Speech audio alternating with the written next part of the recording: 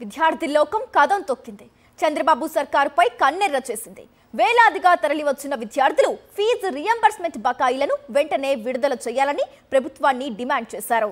లేదంటే త్వరలోనే ముఖ్యమంత్రి నివాసాన్ని ముట్టడిస్తామని హెచ్చరించారు.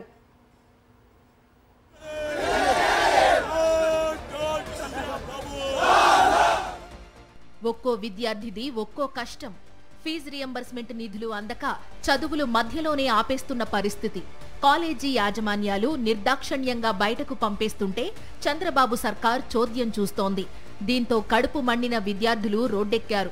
వైఎస్ఆర్ కాంగ్రెస్ పార్టీ విద్యార్థి విభాగం ఆధ్వర్యంలో పెద్ద ఎత్తున ధర్నా చేశారు. తాడేపల్లిలోని సాంఘిక సంక్షేమ శాఖ రాష్ట్ర కార్యాలయం ఎదుట రోడ్డుపై బైఠాయించారు. చంద్రబాబు డౌన్ డౌన్ అంటూ నినాదాలు చేశారు. తమకు హక్కుగా రావలసిన ఫీజు రియంబర్స్మెంట్ నిధులను ఎందుకు ఇవ్వడం లేదంటూ ప్రభుత్వాన్ని నిలదీశారు. 7,800 కోట్ల బకాయిలు చెల్లించకుండా విద్యార్థులను ఎందుకు వేధిస్తున్నారంటూ ప్రశ్నించారు. సుమారు 18 నెలలు అవుతా ఉంది. ఇప్పుడు దాకా కూడా ఒక్క రూపాయి కూడా బకాయిలు తీర్చలేదు.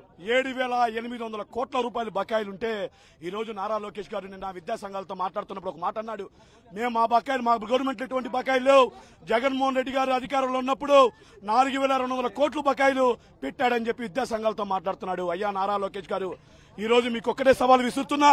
జగన్మోహన్ రెడ్డి గారు 2024లో జనవరి, ఫిబ్రవరి, మార్చి త్రైమాసిక సంబంధించి ఏవైతే బకాయిలు ఉన్నాయో మేలో రిలీజ్ చేయాల్సిన విధులను ఎలక్షన్ కూడా ముందుగానే విడుదల చేసి ఆ రోజు విడుదల కాకుండా హైకోర్టులో నువ్వు నీ తండ్రి ఇద్దరికి కోర్టుకెళ్లి స్టే తెచ్చుకొని బకాయిలు ఆపింది నువ్వు కాదని అడుగుతా ఉన్నా. ఇప్పటికే నేను ఒకటే హెచ్చరిస్తా ఉన్నా. వైఎస్ఆర్ కాంగ్రెస్ విద్యార్థి విభాగం పోరుబాటు పట్టకముందే, ఈ ఉధృత కాకముందే ఏదైతే పెండింగ్ లో ఉండే బకాయిలను వెంటనే విడుదల చేయాలని చెప్పేసి ఈ రోజు డిమాండ్ చేస్తా ఉన్నాం. గుంటూరు, పల్నాడు, కృష్ణా, ఎన్టీఆర్ జిల్లాల నుంచి వచ్చిన విద్యార్థులు పెద్ద ఎత్తున సాంఘిక సంక్షేమ శాఖ రాష్ట్ర కార్యాలయం దగ్గరకు రావడంతో పోలీసులు కూడా విస్తుపోయారు. భారీగా తరలి వచ్చిన విద్యార్థులను చూసి అవాక్కయ్యారు. అప్పటికప్పుడు మరింత మంది పోలీసు బలగాలను రప్పించి ర్యాలీగా వస్తున్న విద్యార్థులను అడ్డుకునే ప్రయత్నం చేశారు. అయితే వేలాదిగా తరలి వచ్చిన విద్యార్థులు సాంఘిక సంక్షేమ శాఖ రాష్ట్ర కార్యాలయం ఎదుట రోడ్డుపై బైఠాయించారు. వెంటనే ఫీజు రియంబర్స్మెంట్ నిధులను విడుదల చేయాలని డిమాండ్ చేశారు. అబద్దాన్ని పదే పదే ప్రచారం చేసి దాన్ని నిజమని నమ్మించడం కోసం నారా లోకేష్ గారు విశ్వ ప్రయత్నం చేస్తా ఉన్నారు. జగన్మోహన్ రెడ్డి గారు నేతృత్వంలో 4,200 కోట్ల రూపాయలు పెండింగ్ లో ఉన్నాయని చెప్పేసి ప్రభుత్వం, నారా లోకేష్ దుష్ప్రచారం చేస్తా ఉన్నారు. ఇది చాలా దుర్మార్గమైంది. ఈ రోజు టీడీపీ నేత పల్లె రఘునాథరెడ్డి కాలేజీలో విద్యార్థులు ఎవరైతే ఉన్నారో విద్యార్థులు ఫీజులు చెల్లించలేదని నిర్దాక్షిణ్యంగా పిల్లల్ని గేటు బయటకు పంపించారు. ఈ రాష్ట్ర ప్రభుత్వం చాలా దుర్మార్గంగా వ్యవహరిస్తా ఉంది. 2023 నాటికి పూర్తి స్థాయిలో జగన్మోహన్ రెడ్డి గారు ఫీజులు చెల్లించారు.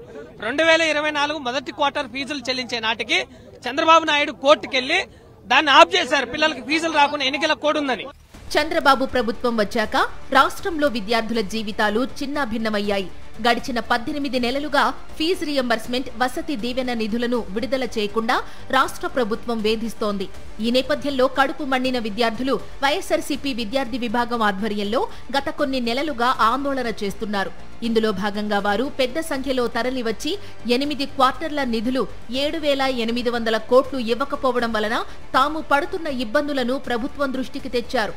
ఈ నిధులను విడుదల చేయకపోతే ఈసారి నేరుగా విద్యాశాఖ మంత్రి నారా లోకేష్ కార్యాలయాన్ని, ముఖ్యమంత్రి చంద్రబాబు నివాసాన్ని ముట్టడిస్తామని హెచ్చరించారు.